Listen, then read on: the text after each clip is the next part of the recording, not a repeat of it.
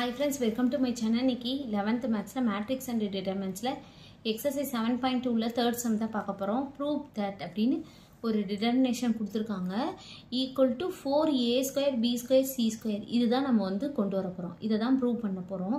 First இத வந்து எழுதிக்குவோம். இதுல என்ன கொடுத்திருக்காங்க அப்படினு பாத்தீங்கன்னா a squared b a squared கீழ வந்து a squared plus ab அடுத்து ab bc b squared plus bc ac plus c squared ac c squared அப்படினு சொல்லி கொடுத்திருக்காங்க.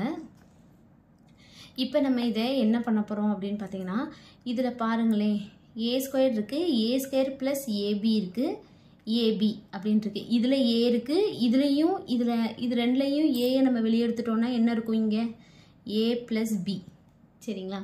இதுல ab இருக்கு. அப்ப c1 ல இருந்து a ய வெளிய எடுத்துறலாமா? இப்போ இதுல பாத்தீங்கன்னா bc b squared இது b squared plus bc. அப்ப இதுல இருந்து b ய வெளிய எடுத்துறோம்னா b plus c. இதுல இருந்து ரெண்டு b இருக்கும் ஒரு b போயிடுச்சுனா இன்னொரு b அடுத்து plus இதுல ரெண்டு bc இருக்கு. அப்போ இந்த b வெளிய போச்சுனா c சரிங்களா. இப்போ இதுவும் அப்படிதான். இது c காமனா இருக்கு வெளிய எடுத்துட்டோம்னா இதுல c வெளிய எடுத்துட்டோம்னா a plus இங்க ரெண்டு c இருக்கும் ஒன்னு போச்சுனா இன்னொரு c சரிங்களா. இப்போ இந்த c1 ல இருந்து a ய வெளிய எடுக்கணும் c2 ல இருந்து b ய வெளிய எடுக்கணும் c3 ல இருந்து c ய வெளிய எடுக்கணும். இப்போ நம்ம அப்படிதான் எடுக்க போறோம். taking a from c1 அடுத்து b from c2 அடுத்து வந்து c from c3 நம்ம எடுத்துருவோம் a b c சரிங்களா. மூணுமே மல்டிப்ளிகேஷன்ல எழுதியாச்சு. அடுத்து இதுல a போயிடுச்சுனா என்ன இருக்கும் a இதுல a போச்சுனா a plus b இருக்கும். அடுத்து இதுல a போயிடுச்சுனா b இதுல வந்து b போயிடும் போச்சுனா இது c அடுத்து ஒரு b இருக்கும் ரெண்டு b இருக்கும் ஒன்னு போச்சுனா இன்னொரு b அடுத்து b plus c சரிங்களா. இதுல c போயிடுச்சுனா a plus c இது a இது c எழுதியாச்சு.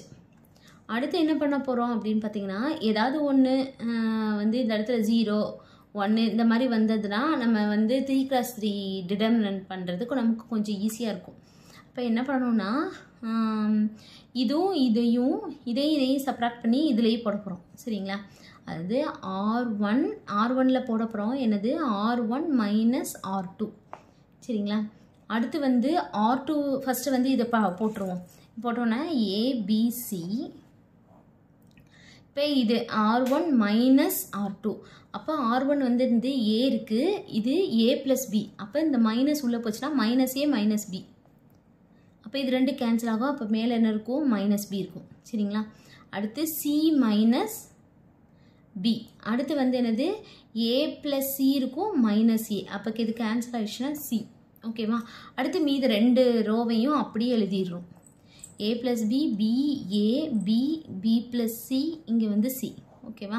அடுத்து வந்து என்னது r2 ல வந்து போட போறோம். r2 பண்ண போறோம். எப்படி பண்ணனும்னா r2 minus r3 சரிங்களா. இது ரெண்டையும் நம்ம மைனஸ் பண்ண போறோம். a b c minus b c minus b c இப்போ இது பண்ணோம்னா a plus b r2 minus b r3 வந்து b அப்ப இது ரெண்டு கேன்சல் ஆச்சுனா a b அடுத்து minus b minus c ஏன்னா இந்த மைனஸ் உள்ள போயிடும். அப்ப minus b minus c இது ரெண்டு கேன்சல் ஆயிடுச்சுனா minus c அடுத்து என்ன இருக்கும் a minus c இருக்கும். r3 அப்படியே எழுதிக்கோங்க b b plus c c. அடுத்து என்ன பண்ண போறோம் அப்படினு பாத்தீங்கன்னா இது பாருங்களே minus b இங்க plus b இருக்கு. அப்போ r1 minus r3 அப்படினு நம்ம பண்ணோம்னா மைனஸ் இல்ல r1 plus r3 அப்படினு நம்ம பண்ணோம்னா இது 0 ஆயிருமா. அப்ப r1 ல போட போறோம் r1 plus r3 சரிங்களா.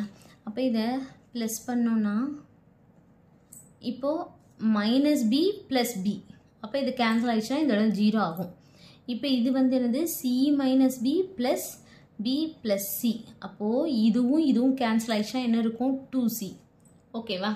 அடுத்து c plus c அப்படினா இது 2c ஓகேவா. மீத ரெண்டையும் அப்படி எழுதிக்கோங்க. அப்ப a minus c அடுத்து b p plus c அடுத்து c ஓகேங்களா. அடுத்து R1ல பாருங்களேன், 2C வந்து காமனாக இருக்குது. அப்போ நம்ம வெளியே எடுத்துடலாம். அப்போது டேக்கிங் 2C ஃப்ரம் R1. அப்போ இதில் வெளியே எடுத்துடுறோன்னா ஏற்கனவே ABC இருக்குது, அதோட 2C வெளியே எடுத்துடுறோம். வெளியே எடுத்துடுறோம் இருக்கிறது 0, இந்த இடத்துல 1 1ன்னு ஆயிரும். சரிங்களா. ரிமைனிங் உள்ளது எல்லாத்தையுமே அப்படியே எழுதிக்கோங்க. அவ்வளோதான். இப்போ 0 1க்கு கொண்டு வந்துட்டோம். சரிங்களா. இப்படி இந்த மாதிரி பண்ணி 0 1 கொண்டு வந்துட்டோம். இப்போ இதையுமே 0 ஆக்கலாம். என்ன பண்ணலாம், இந்த இருக்குல்ல, இது C2 இது C3. அப்போ C2 மைனஸ் C3 பண்ணலாமா, C2ல் போடலாம். அது C2ல் போடணும். என்ன பண்ணணும்னா C2 minus C3. ABC 2C, இந்த 0 அப்படியே எழுதிக்குவோம். இது அப்படியே எழுதிக்குவோம். C1 அப்படியே எழுதிக்குவோம். A இது B. இதில் தான் நம்ம வந்து சேஞ்ச் பண்ண போகிறோம். அதாவது C2 மைனஸ் C3. அப்போ 1 மைனஸ் 1 0. அடுத்து இது எப்படி இருக்கும், -3 -A ப்ளஸ் சின்னு வரும். சரிங்களா. இந்த மைனஸ் சி போட்டேன், இந்த மைனஸ் உள்ளே போச்சுன்னா இது மைனஸ் இது ப்ளஸ் ஆகிடும். அப்போ இது கேன்சல் ஆகும். இருக்கிறது என்ன இருக்கும், -A.